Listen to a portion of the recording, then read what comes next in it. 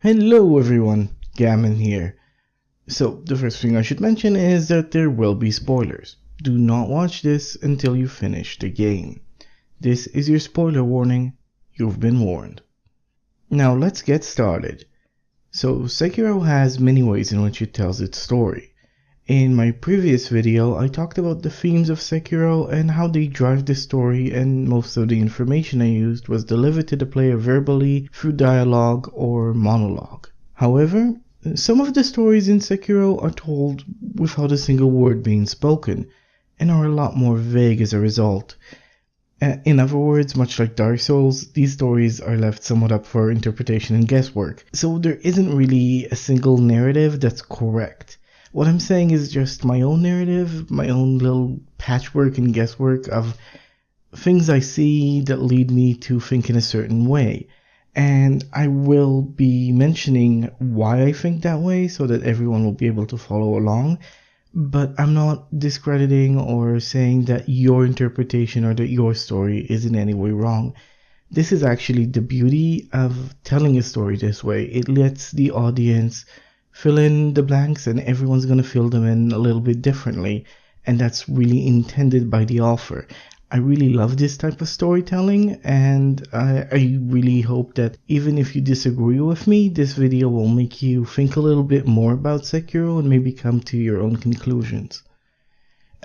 Anyway, in what is probably my last Sekiro video, I want to focus on the stories that Sekiro tells without ever saying a word. The story of the Palace Nobles, the story of the fall of Ashina Castle, and the story of Senpo Temple, its decline, and the Children of Rejuvenation. Now, I'm going to start with the stories told in Senpo Temple, the fall of the monks, and the Children of Rejuvenation. Now, unlike the other two, this story isn't told in a completely non-verbal fashion. You get told both about the degeneracy of the monks and the Children of Rejuvenation from multiple sources, specifically the Divine Child and the Old Monk. However, there are a lot of non-verbal elements in the temple that reinforce both narratives. The most obvious is the corpses, usually hidden behind grass or in out-of-the-way dead ends. Another is the literal rot that is infecting the monks. Even regular monks have green patches of rot clearly visible on their skin. Another still is the state in which the statues of their greatest heroes are found. There are 3 places where you'll find these statues. The first is a neglected room covered in cobwebs and filth, with bugs swarming the place. The second is submerged, and the statues are broken and discarded. The third is in the main temple, holding a single droplet of dragon blood, a symbol of immortality, the monks' new god. But as I've mentioned, these are just reinforcing elements to a story that was verbally told to us, the fall from grace of the Senpo monks.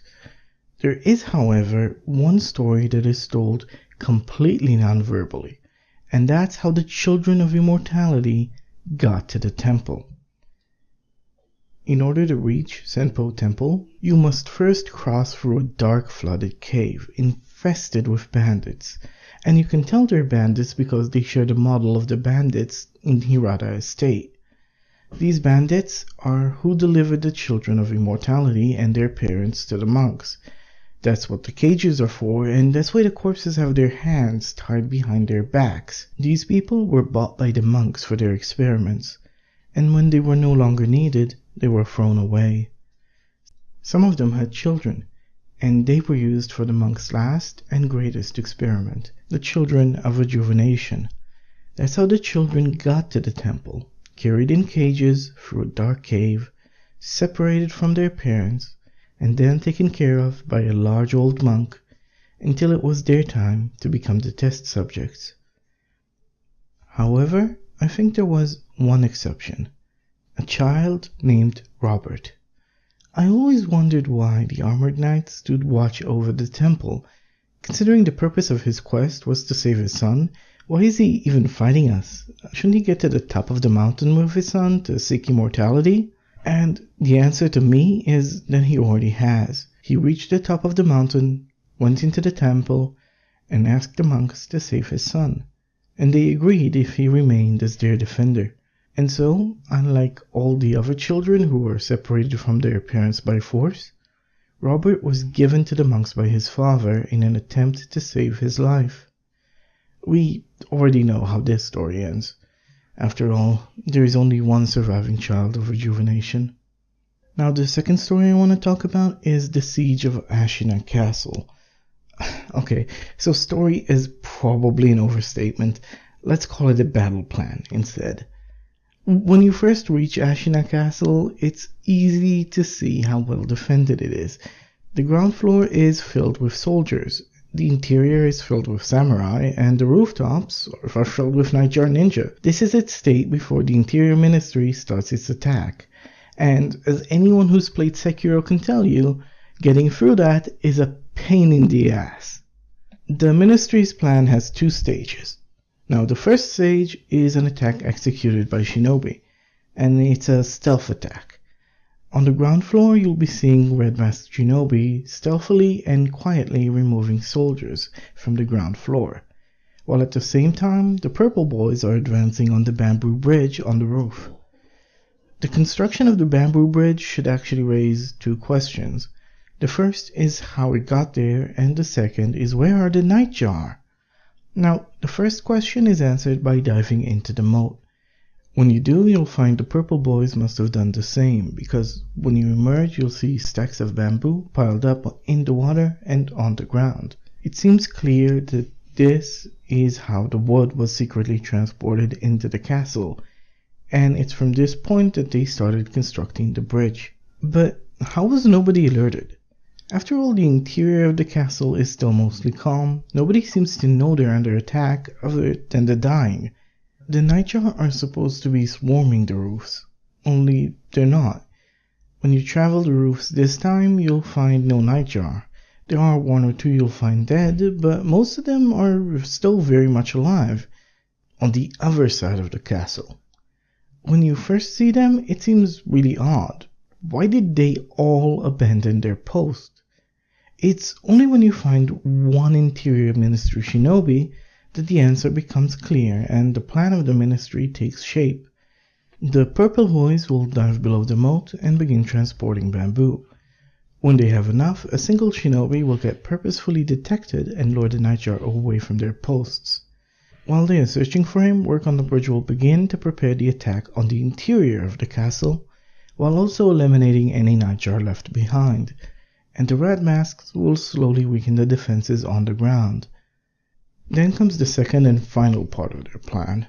The interior of the castle is being taken care of by the purple boys, who are now beginning their attack in earnest, while on the outside, a bridge has been constructed in order to avoid charging the main gate, and using that bridge, the main bulk of the army is attacking from the side. Some of the Nightjar, seeing imminent defeat for Ashina, decide to defect, information given to you in true From Software fashion through an item description.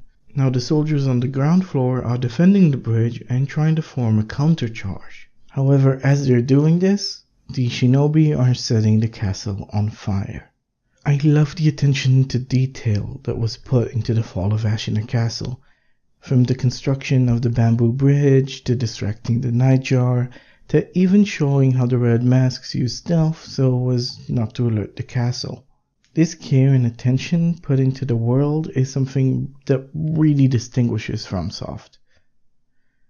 Now, the third and probably biggest story is the story of the Palace Nobles. Let me start off by saying a lot of what I'm saying right now is going to be speculative. See the whole rant I did at the beginning of the video, but hopefully you'll find it interesting anyway. So, in my opinion, the residents of Mibu Village, the warrior women of the Gun Fort, and the Palace Nobles are all of the same people, part of the same tribe. A tribe that was defeated and cast out of Ashina in the past, and is now known as the Okami tribe. We know that a long time ago Ashina fought with a different tribe known as the Okami tribe. Okami means both wolf and god, but I think god is more apt in this context. We also know that the tribe was defeated and Ashina won, but we don't know what happened to it. It is told to us that Snake Eyes are the descendants of that tribe, and that these women guard the gun fort, but we're never told why. Why are they guarding the gun fort? I think the reason is that they're guarding the paths their tribe originally took to reach Mibu village. There are two Snake Eyes. One guards the entrance to the forest right in front of Mibu village. The other is guarding the entrance to the valley where the snake makes his lair. I think after Ashina defeated the Okami clan, some were cast out into the abyss, but a few survived the fall and managed to find the hidden forest. Others escaped to the gun fort, and from there to the valley where the deity dwelled. And going through his lair, they too found the path to the hidden forest. We know, after all, that some women became brides of the snake by feeding themselves to him in the valley, and considering the shrine in the gun fort is holding a snake skin, it seems probable that the women worshipping the snake as a god belonged to the same tribe as Snake Eyes did, the Okami clan. So the Okami clan was defeated by Ashina, scattered across the country, some were cast into a pit, and some fled to the valley of their god. Eventually, many of them converged into a hidden village in the depths of Ashina that burned long fires to call the rest of their tribe to their new home, with a few elite warrior women staying behind to guard the path from enemy forces. And that's how the story would have ended if it wasn't for the portal to the Divine Realm being located directly in the Okami village's new home. Now, how this began, how the incense was first discovered, how the first few people reached Fountainhead Palace, isn't really known. What we do know is that a tradition was formed. A wedding procession started from the village and went through the cave into the Divine Realm. Once they got there, they drank the waters of the palace and transformed, the males into nobles, the females into Okami warriors. And the tradition lasted, with more and more Mibu villagers ascending to the Divine Realm in their wedding processions, and drinking the waters of the palace to become its citizens, some even bringing their dogs or a bull. We can see this transformation firsthand if you give the waters of the palace to the current high priest. After drinking them, he becomes a noble. And notice how he's dressed and how most nobles are dressed. Most of the nobles have blue robes, while the ones feasting at the top of the palace have red. In Mibu village, the villagers also usually wear blue clothing. Red is the color of their head priest, so it's fair to assume these red-robe nobles are the former priests of the temple, and the blue-robe nobles are commoners. And it's very clear the ones wearing blue robes are suffering.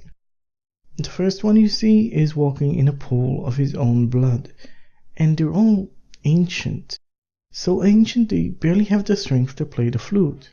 And you can tell, I think, through their melody just how weak they are, especially when you compare it to the melody of the red ones. It's why they crave youth, and why they want to take yours away. But did you know you can take it back? Watch the way Sekiro reclaims his youth from the palace nobles. Does it remind you of something? It's the same thing the red-robe nobles are doing at the top of the palace. You see, the waters aren't the blessing they appear to be at first. Other than the physical and mental transformation they seem to cause, the immortality they grant you doesn't seem to stop you from aging. Even worse, you start rotting from the inside. It's at this point that the former priests began to scheme in order to improve their own lives. If these creatures who seem to be more animal instincts than cognitive thought can even scheme, they'll take away the youth of some warrior women while locking away the peasants in the lower floors. A single priest was sent to the forest to cover it with mist, not only to stop people from arriving at Mibu village, but also to stop the inhabitants from escaping. After all, they want people to remain in the village and continuously bring people up to the Divine Realm so that they can suck away their youth. They're essentially putting a fence around their cattle. Then a new tradition formed. The first thing that happened to a couple once they reached the Divine Realm was to be given the waters and told to drink.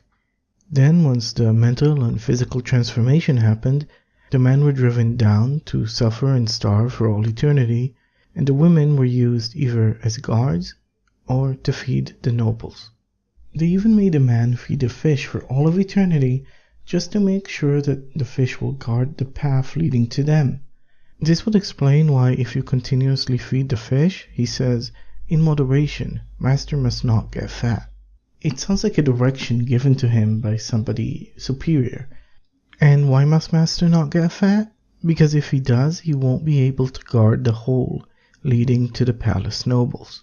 Everything about this palace is constructed in a way to keep everyone away from the nobles on top, so that they can continue feasting without interruptions. It's impossible to tell how long this lasted, but looking at the pile of masks on the floor, it was probably a long, long time. But nothing lasts forever, and this is true for the priests' lives as well, because the man they tricked into feeding a fish for all eternity had 2 daughters. And once you unlock the door for her, she manages to take her revenge and end the story of the palace nobles. And that's it really. Those are just 3 things I noticed that I really wanted to share, because one of my favorite things about FromSoft games is how they construct the world and how they manage to take show not tell to such an extreme degree that entire stories, entire segments of history are never really fully told, never really fed to you. You have to work a little to notice all the things about the world and see them. I'm sure I got a lot of things wrong. I'm sure about some of these things people will disagree with me, but I hope that watching this made you appreciate FromSoft games a little more, and maybe got you to look at the game in a different light and explore it a little bit. Maybe find stories of your own in what is honestly one of my favorite games in 2019. Anyway, this should be enough for now. Thanks for watching.